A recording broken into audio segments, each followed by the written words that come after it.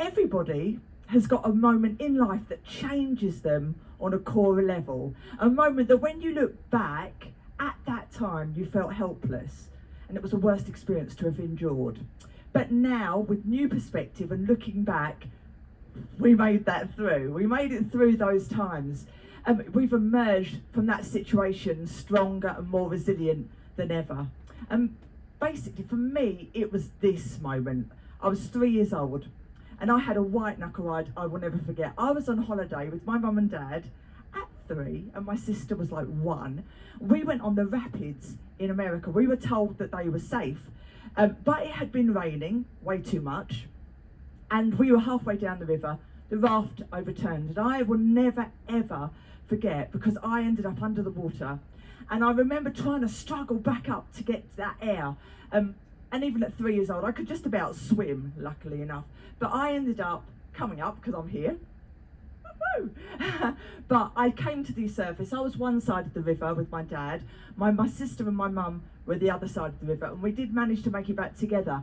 But I'll never forget that moment, because I always think back and I think, well, if I got through that, I'm meant to be here and I can do absolutely anything. So that is how I relate everything that I go through, all my challenges and tribulations in life, relate back to that moment. So this is me when I was at school. I'm hiding at the back there.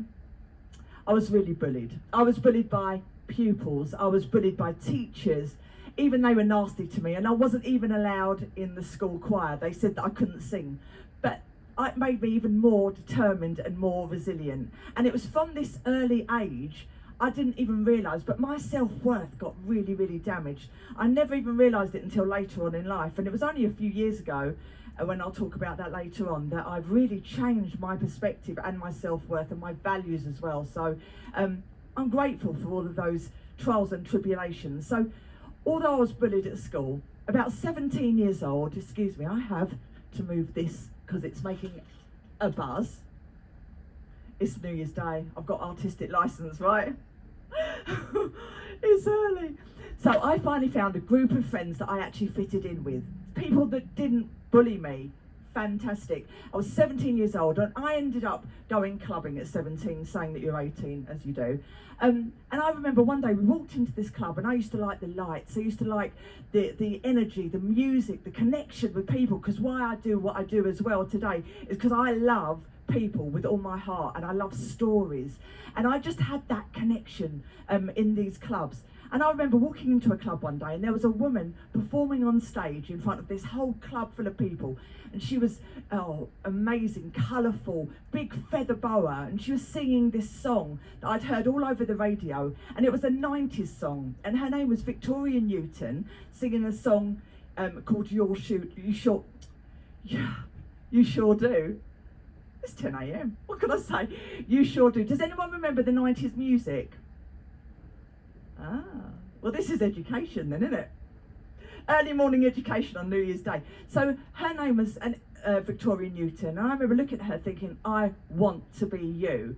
Because it all starts with that vision, finding out what your dream is and seeing that visualization, being totally excited about the possibilities that could be, and relating every knockback to that raft and how I didn't give up, using that as the learning curve.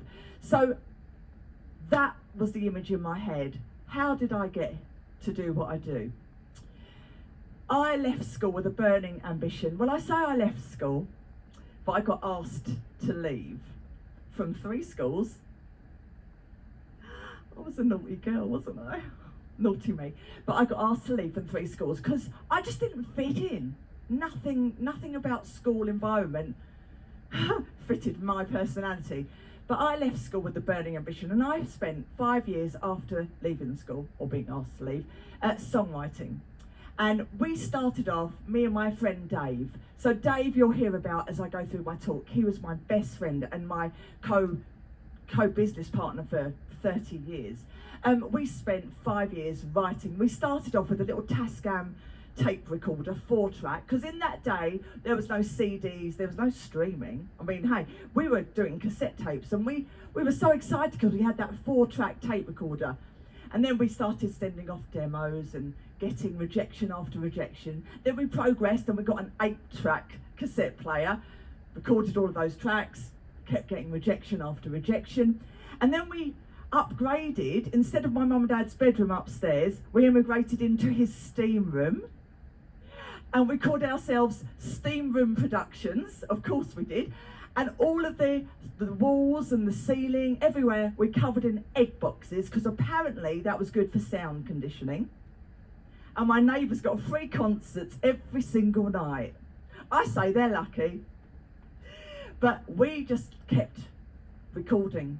That visualisation was so important, because self-talk is so important, focusing on what I wanted to do, what I could do, changing my world, not focusing on the things that I had no effect over. So I just kept going and going. And every time I got that rejection, I felt that same kick in the belly, that same feeling when I got bullied, and the self-worth issues came back up. But I just got back up. What can I learn from this? And started again and just carried on going. So I started making loads of phone calls and making contacts, because there was no internet in those days. There really wasn't. All we had was the skills that I could make use of, my personality, the vision, my passion, and a telephone. That's all I had. So I just literally, there was not even mobiles in those days, were there? Just no mobiles. I just kept knocking on doors, and I found the people that led to become very good friends, and also great contacts. And every contact that I made, however big or small, it was still progress. And the contacts I made went even bigger in the music industry over the years. So at the time, I met a man called Steve Long, and he is the top left corner of the screen. And we managed a couple of acts together through the years, but I'm going to introduce him at this point. He also looked after Alicia Dixon from Strictly. Do you remember? You know Alicia Dixon, okay? And she was in a band in the 90s called Mystique. Do you remember Mystique? Mixed, okay. So she was in Mystique, and so we just became very good friends. Now he was a very, very good friend of Simon Cowell. So there I'm going to make the first connection. So I knew that these 8-track cassette demo tapes, they weren't cutting it. They weren't going to get me where I needed to be. I had to make a proper demo. So me and Dave, we saved up £400, which was so much money for us in those days. And we booked to go into a London recording studio. And we went in there for the day, and it was just when the CDs were starting to be made. So it was really, really, new technology to have a CD.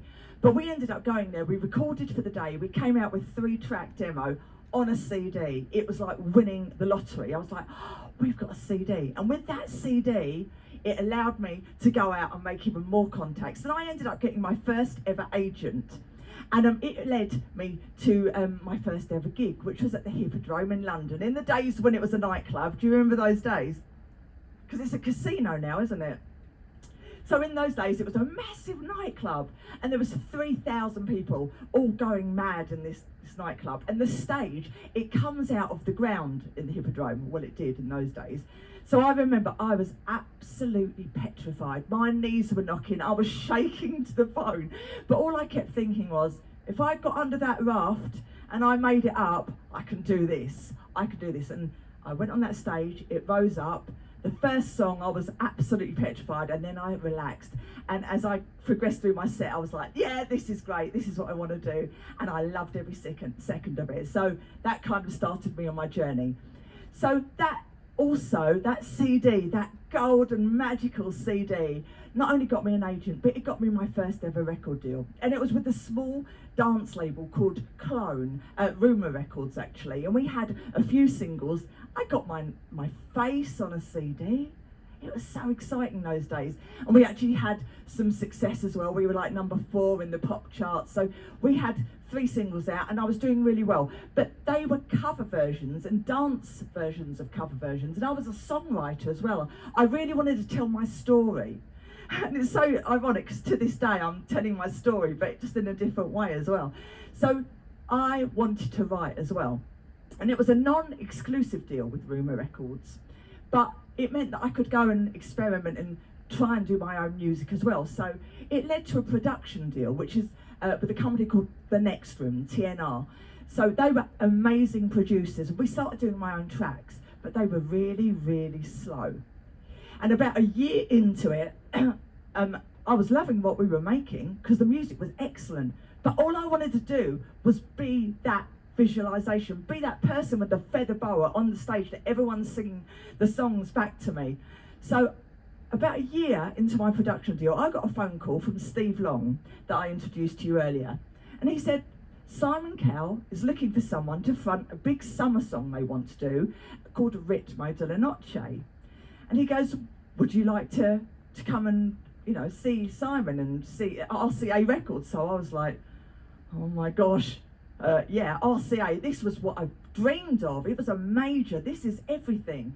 And majors had such clout in the industry in those days as well. It's so different now as well because obviously you've got the internet and different ways to get your music out there. But we relied on majors, in those days. That was the publicity. And what I really learned along my journey so far was the importance of being myself, honest and vulnerable, and relating to people, breaking down walls and leaving behind any ego, which I really didn't have anyway, because I didn't want to have to be fighting all the time to get what I wanted.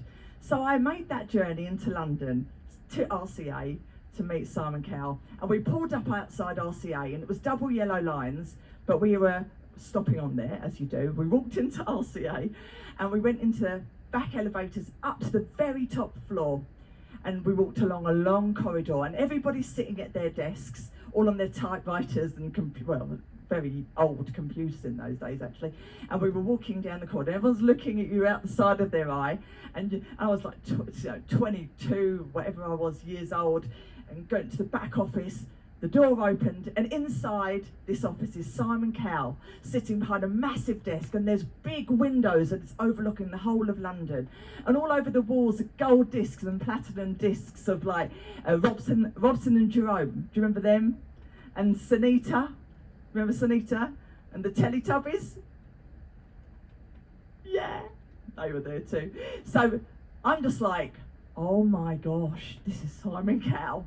And he looks at me up and down. I was with Steve Long and I was with Dave as well. He looks at me up and down. He goes, yeah, she'll do. I went, don't you want to hear me sing? And he goes, no, you've come through, Steve. Would you like to be signed to RCA? I was like, yeah, I do. So it began. I got signed to RCA Records, and we started touring. We recorded. We had gigs all over the place, and people knew my song. They were singing back to me. We had TV, and in those days it was channel 1, 2 and 3. There wasn't even channel 4 when I was doing it. So we got the Box as well, which was like a music TV program as well. And on GMTV, do you remember GMTV? Anyone from the UK? It was like the morning kind of program. Anyone that's outside the UK, it's kind of a big morning program. And we got the Song of the Summer, which meant that my song was the intro and the outro of that section for about 6 weeks, so everyone got to know my song. So it was really exciting, and this was my first ever pop video. People in the place, this is a trip into the rhythm of the night. Uno, dos, tres, cuatro. So it was a summer song, just like Macarena, and all around those times, but it was catchy, people knew it.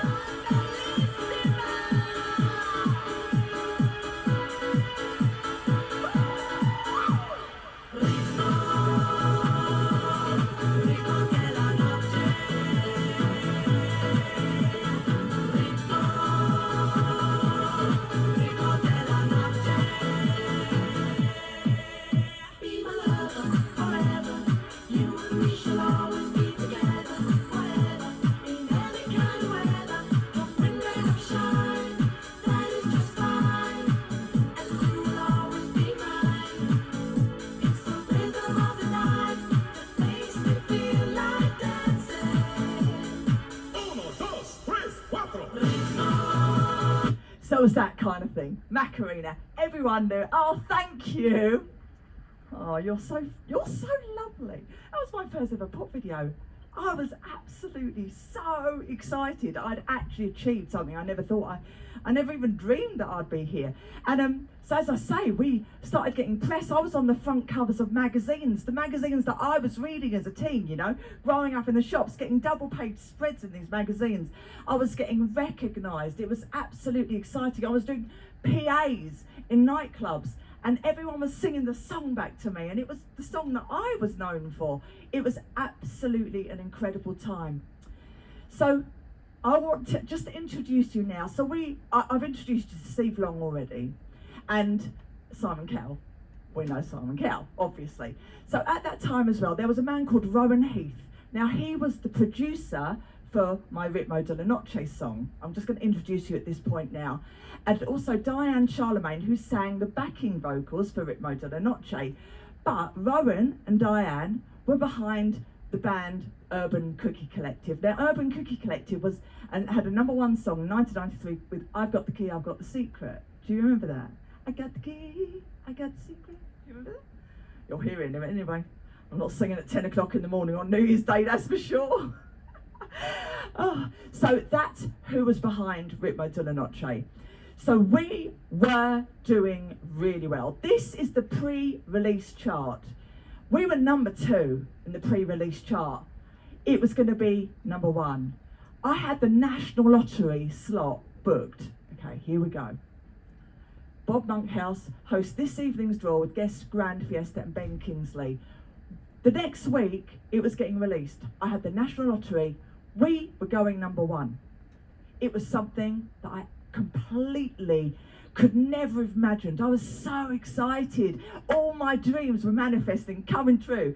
And I went out the night before we went to do the National Lottery, and we came back after. We actually went to the Hippodrome in London, myself and my friend, and I had a cup of tea when I was sitting at my parents' kitchen table, turned the telly on before I went to bed, and something on that screen was something that was going to change my whole life, and I didn't realise how much, but it was this. Do you remember? Princess Diana sadly died.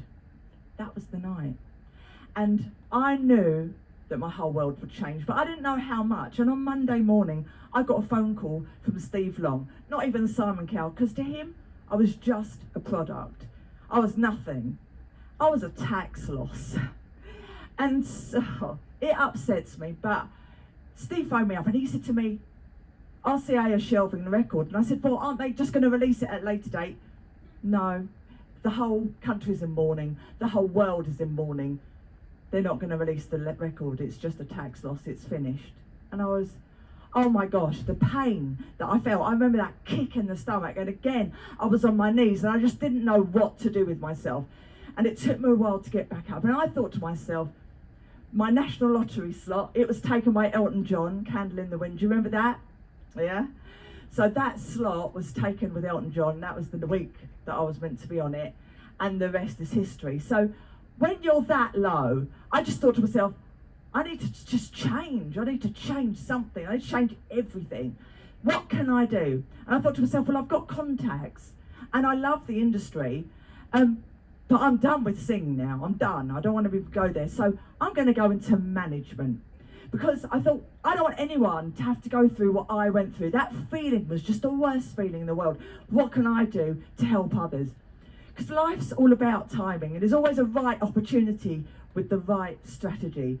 I was determined just not to feel like that ever again. So I ended up managing a band called Point Break. They were 3 boys from Newcastle. 2 of them came down. That's a whole new story in itself. But we became very successful. And we had a #1 album in Asia as well. And I actually bought my house from the proceeds of a song that we wrote that was on an advert with Brad Pitt as well in Asia, and it was played for 6 months. So we were really, really successful. It's a little bit of what Point Break achieved right here. So we did 5 singles and an album. Oh, we're rocking and rolling on a New Year's Day. Apocadelic was the album. So this was the second single, Stand Tough. It went #7 in the UK charts. And Stand Tough was filmed in London in a big sugar factory. And we had loads of fire police there. and putting out these fake fires that we'd made. And then you've got You, and that was filmed in New York. And then we had Newcastle with What About Us, and Do We Rock, which was our first single, and it went top 20 in the charts, and that was filmed in beautiful Cornwall. And then we had Freak Time that was filmed in Finland as well. And we were selling a lot of records, because we actually sold records in those days. We were signed to WEA Records. Steve Allen, absolutely amazing man. And I'm forever grateful, because we really did make a difference to the charts. And it was around the time where Busted was as well, like around those, sorry, Five. The next band that I did was around Busted. So about a year into managing Point Break, I got a phone call. I'm falling. I got a phone call from Rowan that I introduced you earlier, and he said, look, Diane Charlemagne, who was the lead singer for The Key to Secret, she's left the band. Would you like to be the lead singer for Urban Cookie Collective? And at that time, I had my management hat on. I wasn't sure I wanted to do anything at that time, but I thought to myself, well, the song's really popular, it's really well known. There's nothing to lose. I'll get that part of my personality out too. So I said yes. And I fronted Urban Cookie Collective for 23 years. And I loved every second. And I left myself last October. This is a little bit of one of my amazing live gigs that I do. You might recognise the song.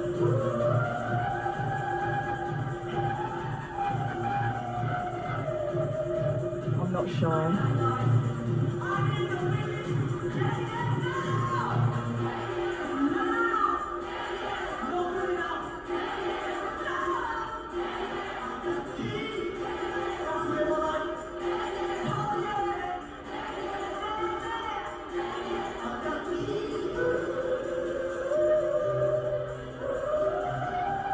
The energy for the audience is just next level, and I love that. Do you remember this song?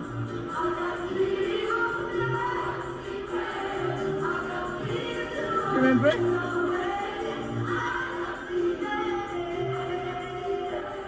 So that was basically what I did, and I loved it for 23 years, and I've done some amazing gigs. Trafalgar Square, Pride, doing it in your hometown with thousands of people all around you is just incredible. Parody, Ibiza, Edinburgh, Hogmanay with 100,000 people lining the street and hanging off lampposts, absolutely incredible. Big gigs in arenas I did and still do as well. So, it was just great times. And about a year after that, Point Break had finished, and I decided to step back into management because Ollie, who's in the front of that photo there, the blonde guy, he's now actually my brother-in-law. And he always wanted to be the front man and the singer still. So we decided to form a band called Freefaller. And we had a top 5 single, and it was called Do This, Do That in 2005. And it was number 5 in the charts. And they were a live band. I'd a bit more music if possible. Very quiet.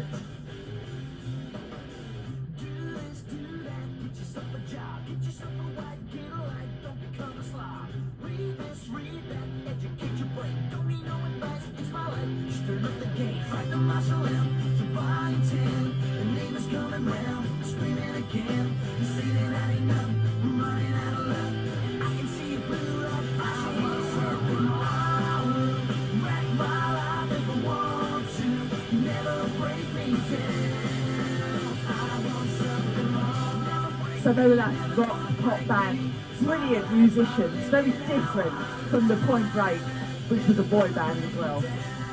We had a great time. So because we had a number 5 in the charts, it allowed us to start doing these big, massive road shows, you know, where you go around all the different festivals. And at all the festivals, you don't have time to do a sound check. You end up going straight onto the stage, another band comes off, you go on there, you plug in and you go. And that's literally it. So something happened in front of 20,000 people that was absolutely the worst at the time, but also the most amazing thing happened after that, because in front of 20,000 people, Dave, who I introduced to you earlier, was in the middle of the crowd doing all the sound. I was side of stage. The band went on, plugged in all their instruments, as they do, and the guitarist used to turn up the cable, his guitar, and then start playing with the first chord. As he turned up the cable, out of all the speakers in front of 20,000 people bled a radio station. And I was standing side of stage going, what is going on here? Everyone in the audience is going, what's going on? The band's looking at me, I'm telepathing with Dave, what's going on? And it turns out he's fiddling all the knobs, and it worked out that it was the guitarist's cable. It was acting as an aerial. It was a copper cable, he'd used it many times, but it had splintered, and as it was splintered, it was picking out frequencies and signals.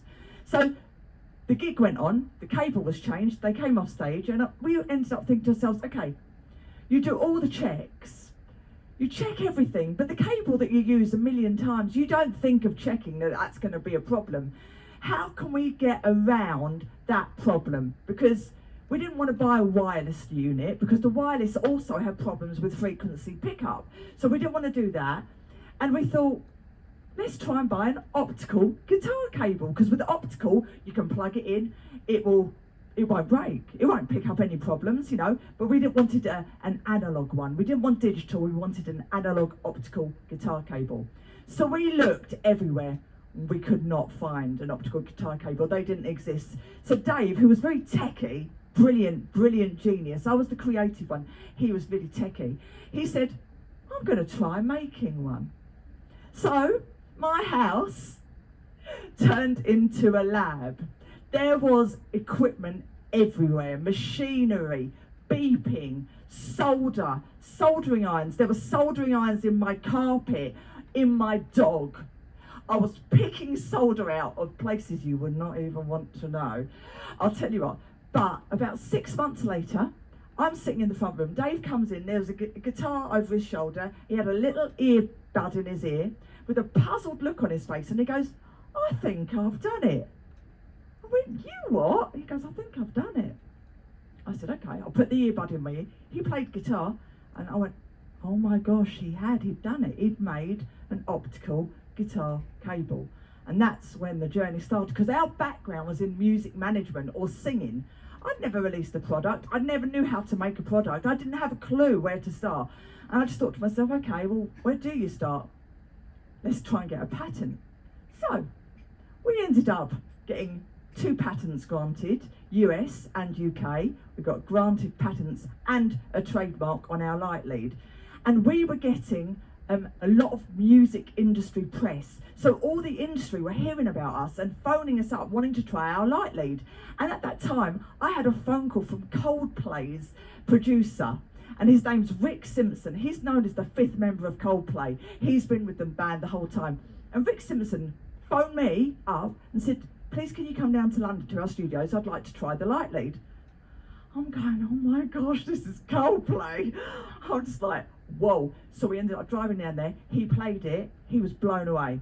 He was like, can I keep this for the band to play?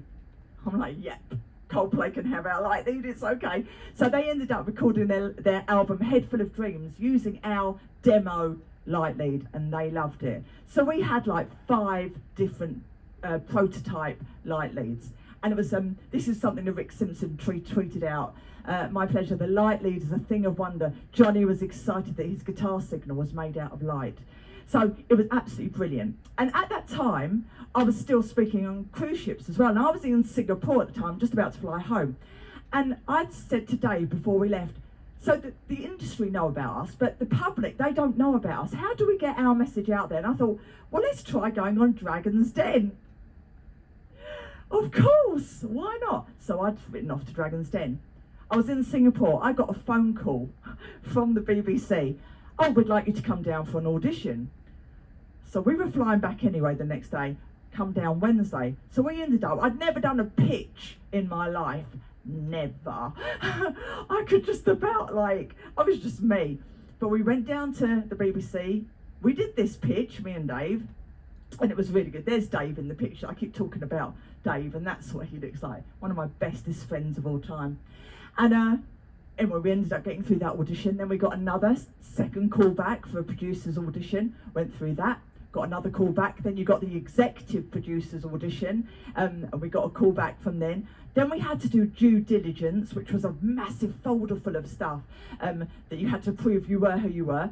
We did that, and we ended up being offered Dragon's Den. So we drove to Manchester the morning of Dragon's Den, and we had to be studio ready at 5 o'clock in the morning.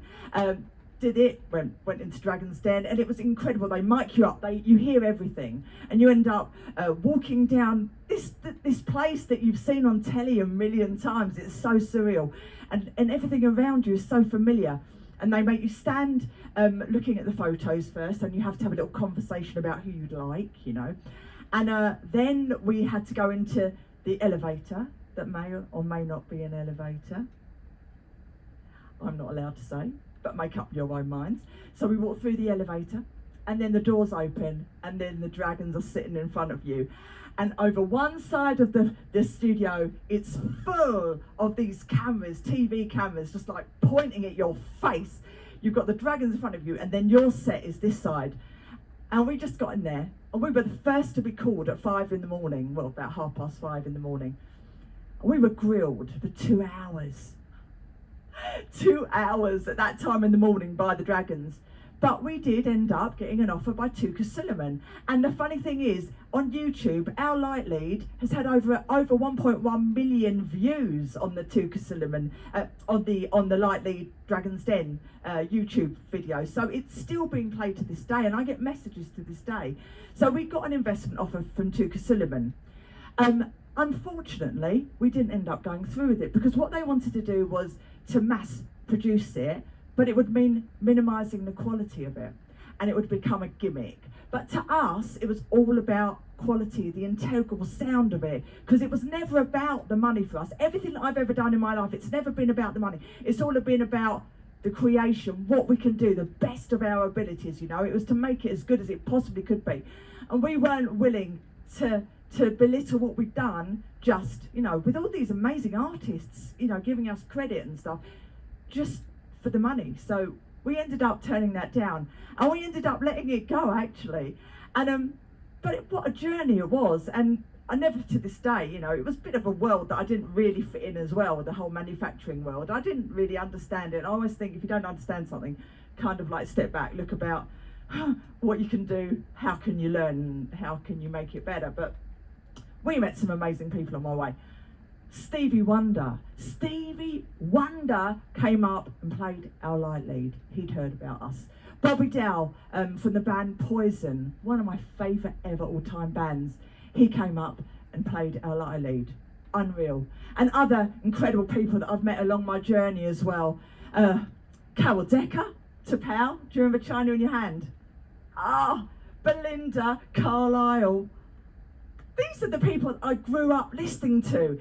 I'm just in awe every time I meet these people. I grew up with them on my walls, you know, they were my pop stars all over my radio, and now I'm working alongside them too. It's been an amazing journey. Everything I've achieved is in perspective. Every step I've taken has led me to this place. Peter Andre is a lovely, lovely man as well. Really, really blown away, grateful. So that's the kind of people that I've met on my journey. And the internet started getting launched a good few years ago now. But at the beginning of the internet, there was the Apple App Store was launched. And at the beginning of the Apple App Store, we actually had 30 apps that we created, which one of them were number one on the Apple App Store. And we were called iconic apps at the time. We don't do it anymore. It was more like, it was a hobby that turned into a really lucrative hobby, actually.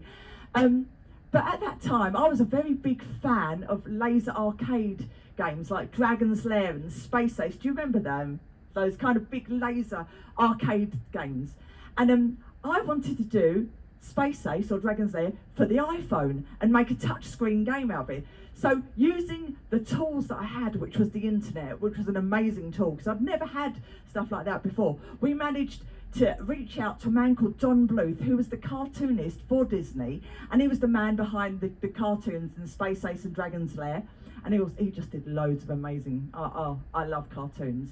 And he wrote back to me and said, unfortunately, Disney are actually going to be doing Space Ace and Dragon's Lair for the iPhone, And I wrote back to him, I was like, this is Don Bluth contacting me, this is incredible.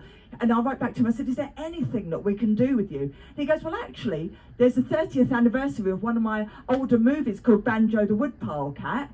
If you want to make a game out of that, you can. So we did, and we ended up having a contract with Don Bluth, and it blew my mind, you know. And like, we had this amazing game on the iPhone, which was Don Bluth's drawing and our programming. Well, I say our, but Dave's the techie one, but I can't take the credit for that.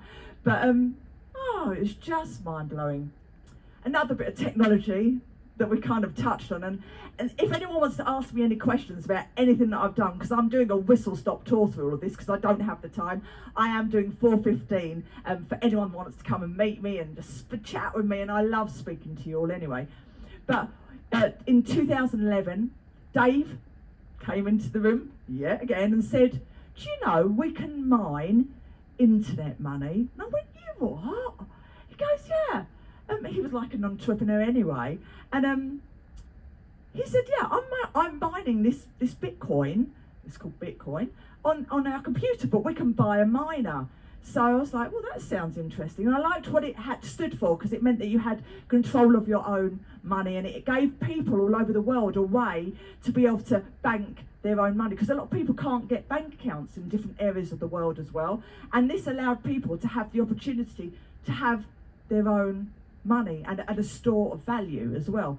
And I really liked what it was about. So we ended up buying for £900 this miner that came all the way from America, and we ended up mining Bitcoin back in 2011 when they were £6 each.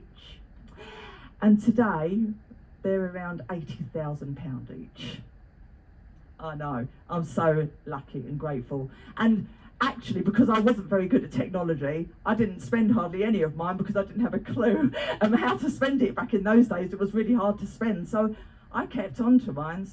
And I'm grateful for every single thing that I've done. So that was my little Bitcoin journey. Feel free to ask me questions later on.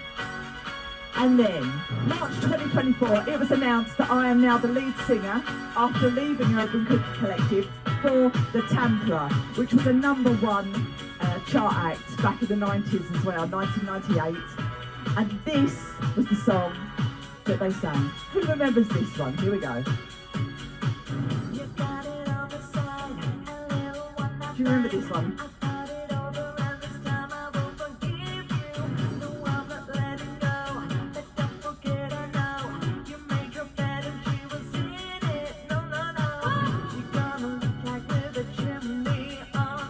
I love it. I just love it. So I'll do that now, don't I? Oh, another hat to wear, but I've got a few gigs in for next year, big 90s gigs, so I love it as well. Oh, hold on. And obviously, over 12 years ago now, I decided to become an entertainment speaker, and I've spoken to so many beautiful cruise lines, especially, I love this ship, Cunard. Honestly, grateful for everyone on sound, the people on the ship, just so friendly, and I've travelled the world. I'm so lucky to have met the best people and seen the most incredible places, and I never take a day for granted. I'm so grateful. So I'm a huge family person. I have a 15-year-old son. They're the world to me. That's my sister and Ollie that you've seen earlier, my sister and brother-in-law, my son, my dog. Oh, my dog, and they really are my world. And over the last 10 years I've really been following my heart, and I've been on a journey. I volunteered with Great Ormond Street Hospital because they saved my son's life, and he had, after the MMR, about 24 hours later he ended up in a coma, and I was told that he was going to die. It was the worst time of my life. But Great Ormond Street saved his life, and I do a lot of work with Great Ormond Street. And also, I wanted my son to grow up knowing that how we are all the same. You can be a multi-millionaire, or you can have absolutely nothing, but we are all the same, and our one true language is kindness. So we volunteered with a Bulgarian orphanage, and we took the orphans on a holiday, and it was the most incredible experience, because at the beginning, all the orphans were so scared. They were miles away from us. But through the language of kindness, because they didn't speak any English, we ended up having a couple of weeks, and they were just beautiful. And they came out of their shells, and this little boy sitting with my son over there, this little boy, he had the worst story. He'd been burnt head to foot with acid. you know, and this little boy was a scared lamb, and every single time we sat down, he used to be the other side of the, you know, a few metres away, and I used to go over to him, try and get him to come over, without speaking English, obviously. But on the third day, he came over, he sat next to me, and he made that heart out of that bendy wire, and he gave it to me. And I swear, that was one of the most beautiful moments of my life, because when you lift others up, it lifts you up, doesn't it? It's just the most incredible experience, trusting myself, nature, everything around me. And I've still kept in touch with those kids as well. Magic times. So I decided to qualify as an NLP master practitioner. NLP, neuro-linguist practitioner. The way that we think, the words that we speak, and the things that we do on a day-to-day basis, they can literally change your world by changing those things. And everybody has got the power to do that. And I called myself the Now Coach, and I did, through the pandemic, all I could do was help others. So I became someone that people could come to, and I helped people with anxiety. You know, everything shut down, but that's something I could do, and it gave me a purpose and a meaning to be. And it changed my life, and it also dealt with so many of the issues that I had to deal with as well, from my old problems with self-worth. So it was the most amazing thing to learn. So these are the things that I've learned. I've been open to change. I've been with RCA. I've been with Urban Cookie Collective. I've been a band manager. I've been an inventor and a developer. I've been a Bitcoin miner. I've been an NLP therapist, which I still am. I'm a life coach. I'm now with the Tamperer. And there's so much more to come. I'm constantly reinventing myself. I want to be the best version of what I could possibly be. I want to stay true to who I am always. And I now know my worth as well. So I've learned to trust my gut, go with the flow. And I will get there in the end. The raft might overturn a couple more times, but I'm wearing a life jacket now. So bring on the next 40 years swimming. Thank you. Oh, thank you for spending your time on this New Year's Day. I wish you the happiest, healthiest, wonderful New Year. And I hope to see you again on our travels. And at 4:15, please come and join me. I think we're in the, you know more than me. We're upstairs, and please come and join me. Have a wonderful day. I'll see you on the ship. Hey.